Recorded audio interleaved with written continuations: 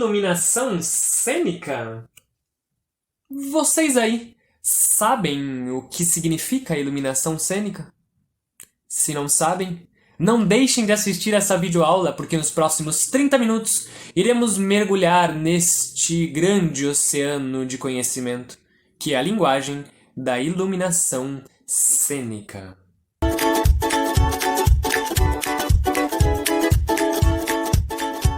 A nossa aula está dividida em 3 partes.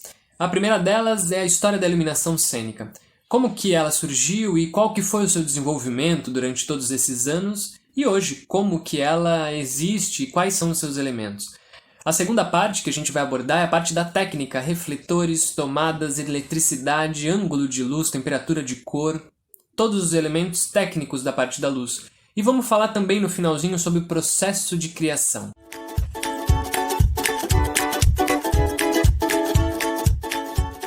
Então, se você se sentiu convidado a continuar vendo essa videoaula, seja muito bem-vindo e tenha um excelente espetáculo.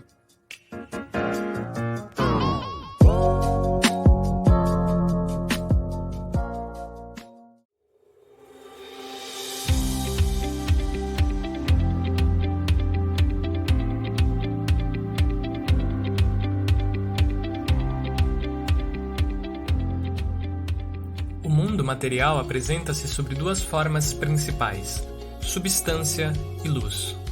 Por mais variadas que sejam as aparências do mundo material, as substâncias que o compõem são constituídas por elétrons, portadores de carga negativa, prótons com carga positiva e nêutrons desprovidos de carga. A luz, forma de expressão da matéria, é radiação eletromagnética emitida pela substância. Uma parte dessa radiação em ondas é percebida pelos olhos, que diretamente registram no cérebro o que conhecemos como formas e cores. Portanto, é a luz que nos revela a forma completa do que podemos enxergar. Em conjunto, nossos olhos trabalham com algumas constantes, e através deste contínuo observar percebemos o mundo físico e conseguimos enxergar, por exemplo, como lhe cai a luz do sol e como esta lhe projeta sombra. Sem tocar um objeto, sua textura e cores nos são reveladas pela maneira como ele absorve e reflete luz do sol ou a luz artificial, e por onde produz as zonas de sombra.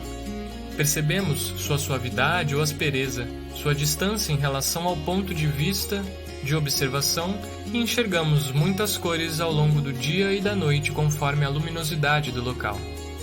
Podemos afirmar que o nosso sistema sensorial é fundamentalmente visual e que temos o cérebro óptico como centro dos sentidos na espécie humana.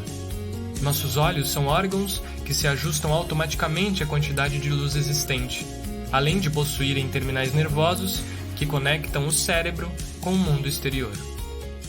O teatro ocidental nasceu na Grécia no século V a.C. A palavra teatro vem do grego theatron, que significa lugar de onde se vê, e que denominava o espaço ocupado pelo público que assistia os espetáculos de tragédia e comédia. Essa origem etimológica revela um dos fundamentos dessa arte milenar. O teatro é um local onde o público olha ações, gestos e movimentos humanos colocados dentro de um contexto especial para serem observados por uma plateia. Através de muitas metamorfoses ao longo da história, a arte teatral desenvolveu formas de estabelecer pontos de vistas para o que se queria mostrar com destaque à cena. Criar as melhores condições de visibilidade para o público sempre foi uma necessidade fundamental desta arte. Um outro tipo de espaço para o teatro surgiu na Inglaterra durante o Renascimento, no apogeu do reinado de Elizabeth I. Nessa nova arquitetura para o edifício teatral denominado elizabetano, o palco avança em uma plataforma que vai em direção ao público. O cenário ao fundo são fixos e a plateia é distribuída na frente do palco no piso mais baixo ou em galerias e camarotes colocados em níveis nas laterais. Nesse espaço cênico floresceu o gênio de William Shakespeare e sua dramaturgia reflete as características dessa arquitetura, como a famosa cena do balcão, da tragédia de Romeu e Julieta. O teto desse edifício era aberto para a entrada de luz natural. Efeitos com fogo, tochas e velas eram utilizados. Na Itália, o arquiteto Andrea Palladio projetou o Teatro Olímpico de Vicenza, um novo tipo de edifício fechado para abrigar o espetáculo teatral. A plateia continuou em declive, como no antigo teatro grego. No palco, uma cenografia fixa reproduz uma rua da época com uso de perspectiva. A iluminação feita por grandes janelas e luminárias alimentadas por óleo animal. O conceito da sala fechada se transformará como uma nova relação entre palco e plateia que conhecemos hoje como palco italiano. A partir daí, a técnica da iluminação cênica se desenvolveu através de alguns princípios. Conduzir o direcionamento do feixe luminoso através da reflexão. Potencializar sua ação sobre a cena através da refração da luz a partir de lentes e cores. Controlar as intensidades luminosas das fontes de luz para criar atmosferas mais claras ou obscuras. Um projeto de iluminação cênica contemporâneo se articula a partir da relação palco-plateia nos 3 formatos diferentes: arena, elisabetano ou italiano. A introdução da vestimenta cênica em preto na caixa do palco italiano possibilitou que toda a luz desnecessária fosse absorvida e satisfatoriamente controlada. Na passagem do século XIX para o século XX, 2 artistas revolucionaram a estética da iluminação cênica. Adolphe Appiah escreveu artigos e livros onde desenvolveu ideias para a encenação de óperas. Propôs uma cenografia abstrata, geométrica e monumental, composta de plataformas, escadas e colunas. As áreas de atuação receberão luz difusa ou concentrada. O corpo do artista ganhará destaque expressivo na composição de atmosferas que exploram luz e sombra. O espetáculo será regido pela música, que determinará os ritmos para a movimentação dos artistas e da iluminação. A luz e a cor preencherão um espaço em harmonia com essa partitura de encenação.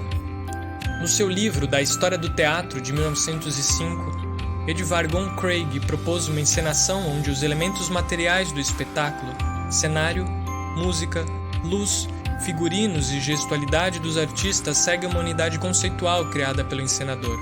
A iluminação estabelece atmosferas relacionadas ao contexto emocional da cena e a composição visual do espetáculo é repleta de sugestões simbólicas.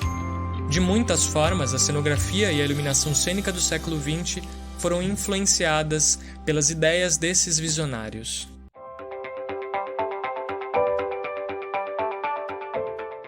Qualquer fonte de luz pode ser usada como iluminação de um evento, mas dentro de um teatro, ou em estruturas que requerem fontes de luzes mais potentes, são usados aparelhos que chamamos de refletores. Atualmente, os refletores podem ser chamados de equipamentos técnicos, que permitem a modificação da luz projetada por uma lâmpada. A modificação desta luz ocorre por causa de uma série de peças dentro ou fora do refletor que possibilita aumentar a quantidade de luz ou modificar o resultado final de sua projeção, como por exemplo, sua intensidade, seu brilho, sua cor e assim por diante. Existem vários tipos de refletores que proporcionam inúmeras qualidades de luzes e resultados de projeções. Basicamente, um refletor é composto por uma lâmpada, um espelho refletor e uma lente envolvidos por uma carcaça. O setlight é o refletor com um campo de luz extremamente aberto. De todos os refletores utilizados habitualmente, esse é o mais simples. Basicamente, ele consiste em uma carcaça de metal, geralmente de boca quadrada ou retangular, que abriga um espelho refletor parabólico e uma lâmpada halógena linear, sem a presença de uma lente. O campo de luz que resulta desse refletor é muito aberto e com a possibilidade de focá-lo. O tamanho desse campo é determinado pela distância que o refletor se encontra do objeto a ser iluminado. Quanto maior for a distância, maior será o campo e vice-versa. A par recebe esse nome por se tratar de um refletor aluminizado parabólico. É uma lâmpada que possui um espelho refletor parabólico. Uma lâmpada e uma lente em um só conjunto. Existem vários tamanhos de lâmpadas pares. Par 16, par 20, 30, 36, 38, par 56 e par 64. Quanto maior o número, maior o tamanho da lâmpada. Nos teatros brasileiros encontramos com maior frequência refletores que utilizam par 64, por ser a de maior potência, 1000 watts. O refletor par se resume em uma carcaça que pode ser feita de alumínio ou ferro e uma lâmpada prioritariamente dita. Por causa do sistema óptico da lâmpada, consegue-se um brilho de luz muito forte.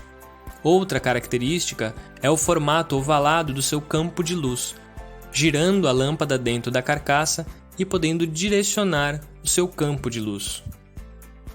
Esse campo na posição horizontal ou vertical, de acordo com a necessidade da situação.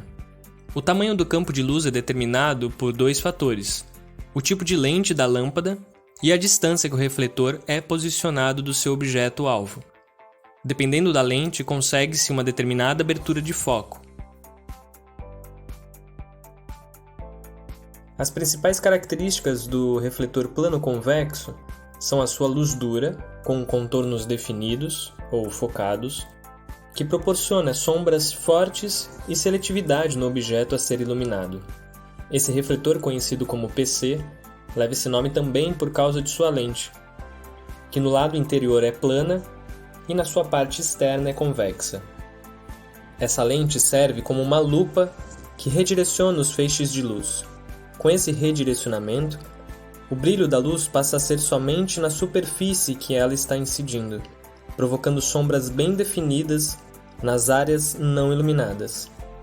Dependendo do tamanho dessa área, a definição do contorno de luz pode induzir a atenção do espectador a um objeto ou a uma pessoa. Algumas dessas lentes provocam na borda o surgimento de um prisma de luz que muitas vezes é indesejado. Atualmente, no mercado, já existem alguns refletores com lentes que eliminam esse inconveniente. A parte plana da lente, plano convexo, foi substituída por uma superfície granulada que serve como um difusor e torna a luz um pouco mais suave. O refletor PC foi um dos principais refletores a surgir nos palcos teatrais. Atualmente, podemos encontrar em versões antigas, como também em versões modernas que possuem carcaças menores conjugadas, com maior eficiência e aproveitamento da luz. Esses refletores utilizam lâmpadas halógenas de tungstênio com potência de 500 watts a 650 watts e de 1000 watts. Quanto maior a potência da lâmpada, maior o tamanho do refletor. Outros típicos refletores encontrados nos teatros são aqueles construídos de forma que as lentes se movimentam, enquanto a lâmpada e o espelho são fixos. Esses refletores projetam um feixe de luz com um ângulo constante e a lente atua para focar e desfocar as bordas do campo de luz. Existem outras variações nesses modelos, com a utilização de duas lentes móveis que proporcionam uma abertura mínima e máxima do campo de luz. A principal característica do refletor Fresnel é possuir a luz suave sem contornos definidos. Fresnel é o nome de uma lente criada em 1822 pelo engenheiro e físico óptico francês Augustin Jean Fresnel. Para diminuir o peso das grandes lentes plano-convexas utilizadas nos refletores dos faróis costeiros. Sua parte interna possui ranhuras e suas partes externas saliências circulares, sulcos prismáticos concêntricos. O refletor Fresnel possui esse nome por utilizar essa lente. A luz, que é projetada pelo refletor, ao passar por ela, se torna difusa, não apresentando contornos definidos. Outra característica é a sua luz suave e de brilho intenso, que resulta em uma maior intensidade nas cores, a serem utilizadas nos filtros coloridos. É comum encontrarmos nos teatros brasileiros refletores Fresnéis projetados para lâmpadas halógenas de tungstênio com potências entre 500 e 650 watts e de até 1000 watts. É comum encontrarmos nos teatros brasileiros refletores Fresnéis projetados para lâmpadas halógenas de tungstênio com potências entre 500 watts e 650 watts e também de 1000 watts. Os de potência de 2000 watts são um pouco mais raros. Seu uso se torna mais frequente em cinemas e TV, por causa da necessidade de usar uma maior quantidade de luz. O refletor elipsoidal possibilita no mesmo refletor um foco altamente definido, como também uma luz totalmente desfocada. Permite a utilização de acessórios, facas, íris e gobos, que proporcionam efeitos de desenhos projetados com a luz e focos muito pequenos. O elipsoidal é um refletor que permite uma melhor e maior variedade no controle sobre o seu facho de luz. Por sua versatilidade, acaba sendo muito encontrado nos teatros brasileiros. Por causa de seu sistema óptico, o elipsoidal pode ser considerado um projetor de luz. Com o seu espelho refletor em formato elíptico, razão de seu nome, praticamente todos os feixes de luz produzidos na lâmpada são aproveitados e redirecionados para as lentes. Essas, por sua vez, alinham os feixes em direção a um eixo específico. Esse refletor utiliza lâmpadas halógenas de tungstênio, com potências variadas. Os mais comuns utilizam lâmpadas de 750 watts e de 1000 watts, e de 2000 watts.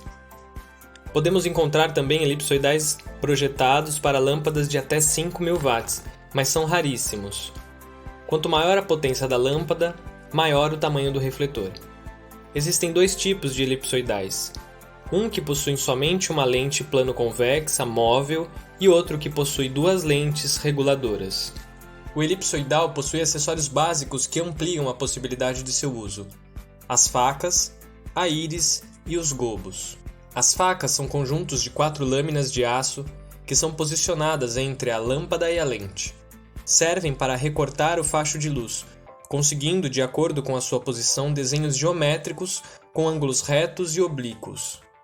Como elipsoidal trabalha como um projetor diapositivo que projeta imagens invertidas, ao mover a faca da direita, será cortado o lado esquerdo do foco e vice-versa. Os gobos utilizados no elipsoidal são pequenos discos de aços recortados com desenhos abstratos ou temáticos e resistentes ao calor e às altas temperaturas. São colocados em suportes chamados porta-gobo e posicionados entre a lâmpada e a lente. Servem para fazer desenhos com a luz e sombras em superfícies diversas. A íris, parecida com um diafragma de lentes de uma máquina fotográfica com um conjunto de lâminas de aço que fecham um círculo central num eixo óptico do foco. A íris é posicionada entre a lâmpada e a lente do elipsoidal, por meio de uma haste de ferro que fica para fora do refletor, podendo reduzir o campo de luz a tamanho minúsculos, com fachos bem focados e desfocados de acordo com a posição das lentes.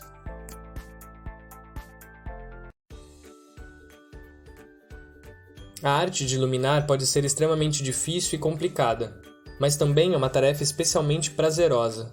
O resultado de uma criação de luz não pode ser visualizado antes de sua execução.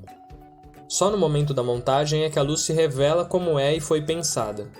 As habilidades em torno da criação vão além do conhecimento técnico dos equipamentos e dos espaços físicos. Esse conhecimento tem que ser aliado a um conceito estético e a uma capacidade criativa. Dessa forma, a composição do ato teatral se faz por completo e a luz assume sua importância dentro da ação, transpondo a iluminação da técnica para a área artística. Quando um iluminador aceita trabalhar em um espetáculo, ele está fazendo parte da equipe de produção responsável por executar e colaborar com a criação do evento. A comunicação com os outros criadores, maquiadores, figurinistas, cenógrafos, diretores, é de extrema importância para a criação de uma estética uniforme para o trabalho. Pode-se pensar em conjunto e compartilhar ideias. Os idealizadores do espetáculo nas primeiras reuniões podem definir quais sensações querem passar ao espectador. Dessa forma, cabe ao iluminador dialogar as possibilidades e as viabilidades de execução de tais ideias e o melhor modo de incrementá-las para se obter o resultado desejado. Porém, existem diretores que só possuem impressões do espetáculo e deixam o campo aberto para as propostas de criação do iluminador.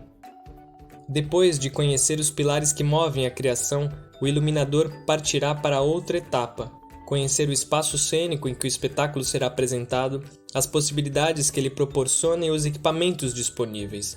De posse dessas primeiras informações, ele se insere em uma outra etapa do trabalho, os ensaios. Quando o espetáculo já está todo marcado juntamente com os intérpretes, faz-se necessário assistir a um número considerado de ensaios para que nesse momento a luz realmente seja criada. Nisso pode surgir a dúvida: o que ver nesses ensaios? Como eles podem auxiliar a criação de luz? O primeiro passo é observar o todo para saber como a peça se desenrola.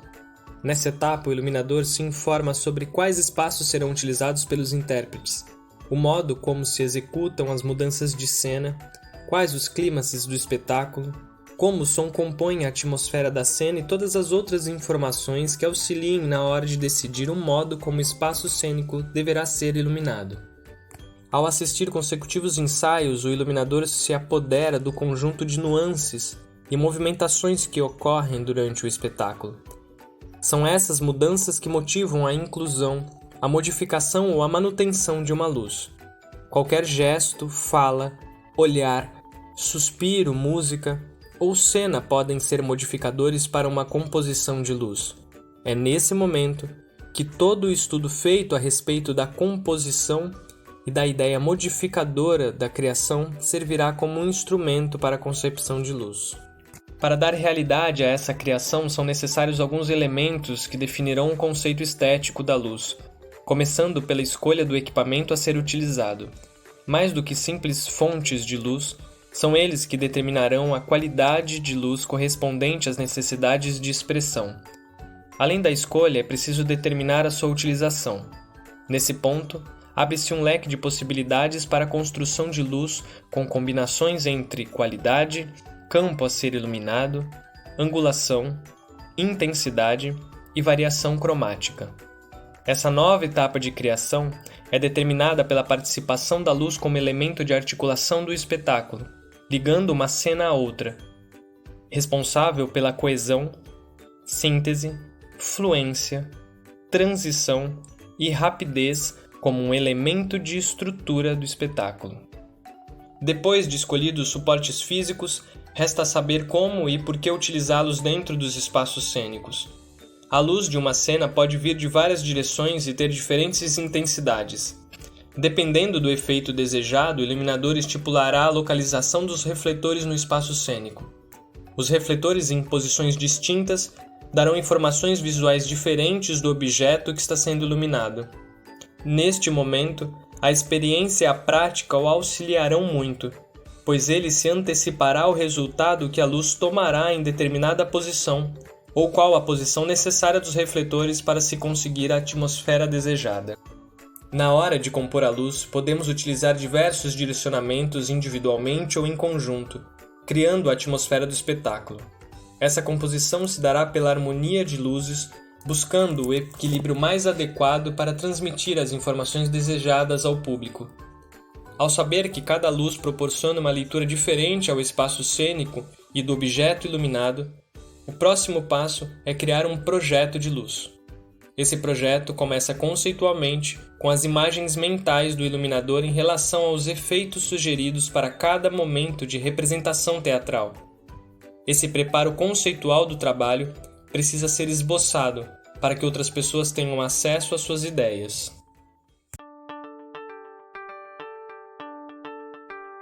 Para desenhar um mapa de luz, podemos utilizar qualquer tipo de gabarito para discriminar os refletores, seus acessórios e os materiais de suporte. Existem os gabaritos de padrões internacionais, como também os símbolos de padrões anglo-americanos.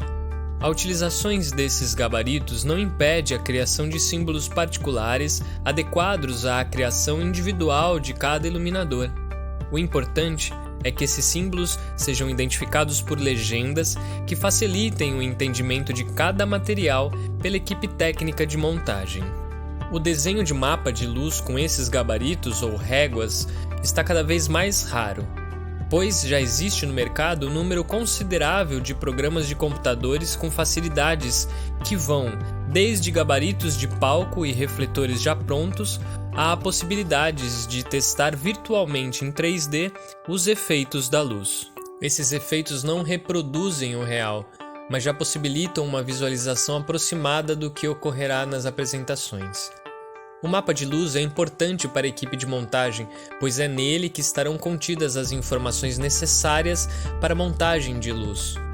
Nele estará a discriminação detalhada do material, o número de cada canal a que cada refletor será plugado no dimmer de luz e a numeração das gelatinas que serão colocadas nos refletores.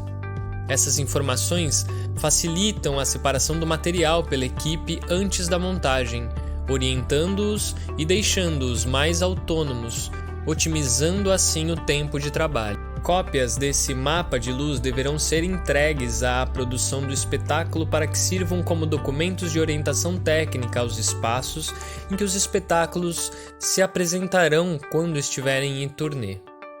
É muito raro que o espetáculo se apresente em teatros com a mesma característica espacial e técnica, principalmente aqui no Brasil. Nesse caso, o mapa de luz original serve de orientação para a transposição dos refletores e seus lugares ideais para os reais. O mapa serve como um backup dos efeitos de luz e ângulos de posicionamento dos refletores em relação ao espaço da cena na criação original. Uma composição de luz para uma cena exige certo número de quantidades de refletores que, na maioria das vezes, funciona com intensidades diferentes. Antes de colocar essa luz para funcionar com o espetáculo, o iluminador deve criar algum tipo de anotação que indique o momento exato de entrada dessa composição, quais refletores se acenderão com a sua respectiva porcentagem, quais luzes deverão ser apagadas ou diminuídas e, em alguns casos, o tempo de entrada e saída desse efeito. Esse roteiro de luz ou plano de luz serve como orientação para o operador de luz sobre todas as mudanças que ocorrem durante o espetáculo. Essas informações são colhidas durante os ensaios e quanto mais precisas e detalhadas forem, melhor será o seu entendimento e, consequentemente, melhor será a operação de luz.